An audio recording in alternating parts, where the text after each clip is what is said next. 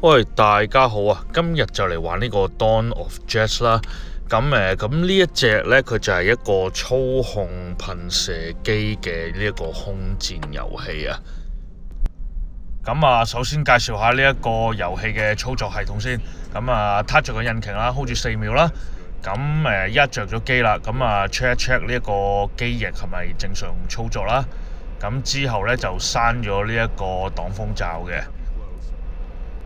之後就開咗個襟翼佢啦。個襟翼我哋做咩呢？就係用嚟幫助成架機可以浮起啊，幫助呢個升空嘅。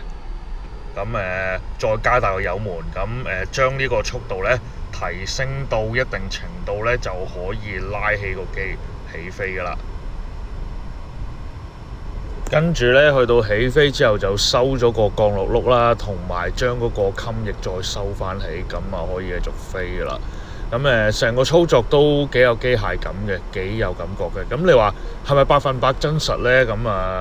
呢樣嘢唔係好強項啦，因為我好少玩模擬飛行，真係冇研究過呢個年代嘅飛機係咪即係咁炸啦。當係玩下就冇所謂嘅啫。中意深究嘅朋友或者其他模擬飛行嘅愛好人士呢，都不妨留言啦。可以分享一下呢個遊戲嘅真實程度去到邊嘅。亦都講講呢個飛機嗰個操控感先啦。第一佢就冇其他嗰啲飛機咁先進嘅。譬如話我轉左或者轉右呢，佢冇得平移嘅。佢嗰個操控得最快嗰個角度呢，都係偏向上下。就有時呢，為咗要追敵方啊，或者其他飛機呢，就要成架機側埋一邊，再去拉向上或者拉向下，咁樣去做呢個最大嘅轉向嘅。咁樣啦。雖然一開始呢，好似有好多嘢要操作但係唔好俾佢嚇親。佢有本簿仔呢，逐步教佢點做嘅。同埋去到空戰嗰陣呢，其實都好本能嘅啫，冇乜特別嘢要去注意嘅。呢一個喺高速嘅戰鬥入邊啦，啲子彈呢都唔係即射即到嘅，係要有一啲叫做飛行時間啦，同埋呢個距離啦。所以就我要打佢可能1秒或者2秒之後會到嘅地方啦。今次嘅任務呢，就係擊落3架敵方嘅戰鬥機啦。同埋擊沉對方2架嘅戰艦嘅。頭先已經擊落咗第1架戰機啦。依家就有2架嚟緊啦。一左一右進行緊呢個夾擊向自己。原本就可以快速解決嘅，但係快速衝過去另一邊嘅時候呢，另一架呢就唔知會唔會係咁向自己射啊。所以我就用咗另一個方式啦，諗住避咗佢哋先。如果之前所講啦，就係話當對方用呢個機槍呢掃過嚟嗰陣呢，差唔多要1秒啦，最快先至會到嚟我將要去嘅地方嘅。我不停咁樣不規則去喐呢，有機會減少俾對方打到嘅機會啦。第二就係話頭先你見到個紅色咁樣啦，開始有少少紅色畫面，就係話呢，我嗰個叫做 G-force 嗰個側向力呢開始大呢，大到嗰個叫做駕駛員承受唔到，就要停一停啦咁樣啦。所以有時一啲太激烈嘅轉向呢，都要睇住個時間啦，轉得太耐呢，嗰個喺個遊戲入邊個駕駛員會暈咗嘅。啱啱就避開咗佢哋嗰個叫包圍網啦。先集中對住其中一架嘅戰機去反擊啦。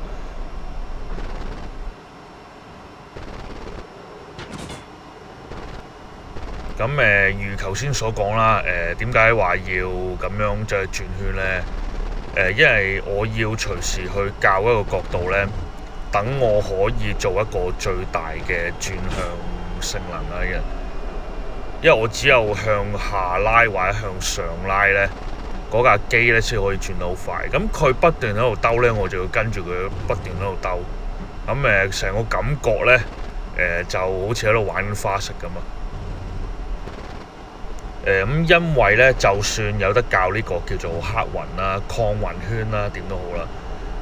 如果要咁樣去轉法咧，去追住對方嘅敵機咧，如果未克服到幽雲嘅朋友咧，都有機會出現一啲唔舒服嘅感覺嘅。呢個要注意翻啦。如果咁樣嘅話就咁當見到呢個敵機着晒火咧，咁啊可以知道佢係已經冇晒血啦，準備墮機啦。咁可以唔使追住佢嚟打嘅。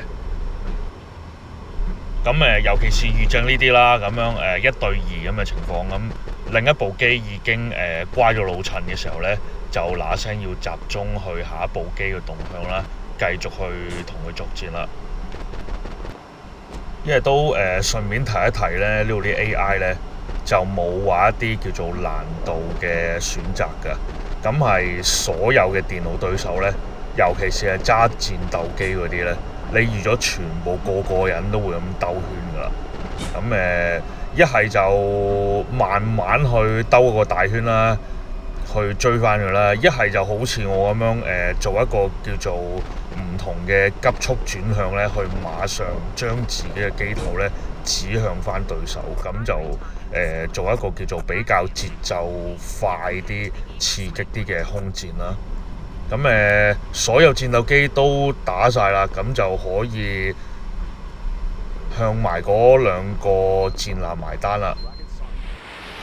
咁呢度嘅火箭咧係冇追蹤功能嘅。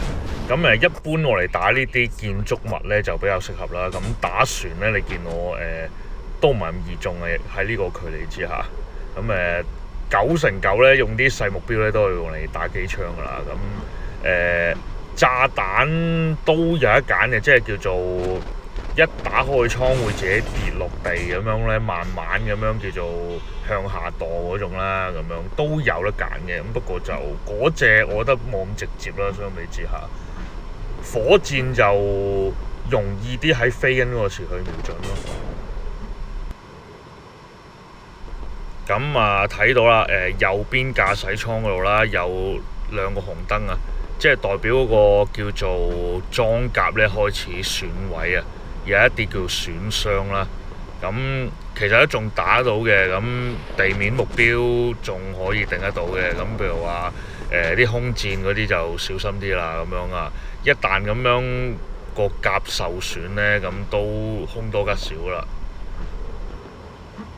咁提起啦，呢一個多人連線嘅功能咧，喺官方嘅 YouTube 頻道嗰度，大概今年啦，2025年4月18號左右，咁佢就放咗一個叫做多人連線功能嘅測試啦。咁有機會就可以連線對戰啦。咁頭先我所講嗰啲叫做啲操控啊，就可能可以喺同人哋對打嗰時用得着啦。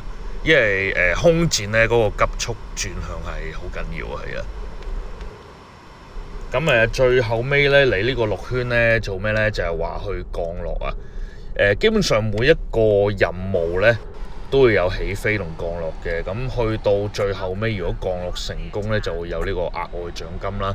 咁冇嘅話都唔會話有冇失敗嘅，最多拎少啲錢咁解嘅啫。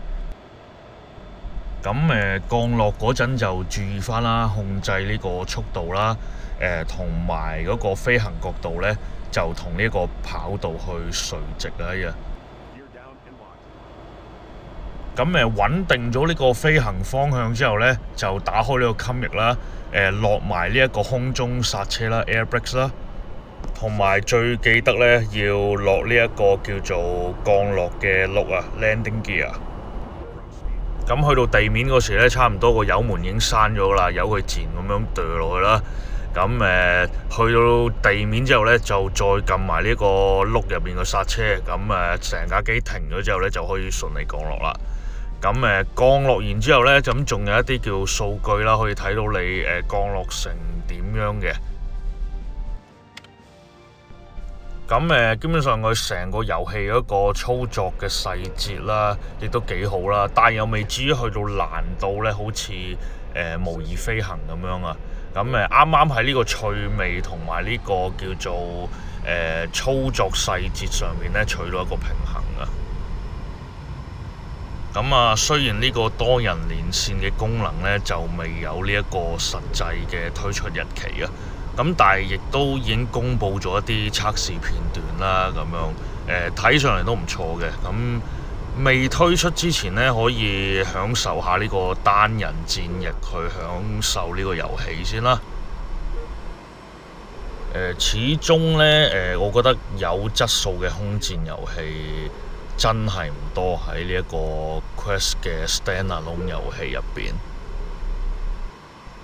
咁如果入咗呢個遊戲咧，亦都建議買埋呢個 Quest Game Optimizer 咧，去將呢個解像度提高啊，令到呢個遊戲嗰個過程咧就提升到最高嘅體驗啦。咁今次介紹同埋呢個體驗玩後感就嚟到呢度啦。咁多謝大家收睇。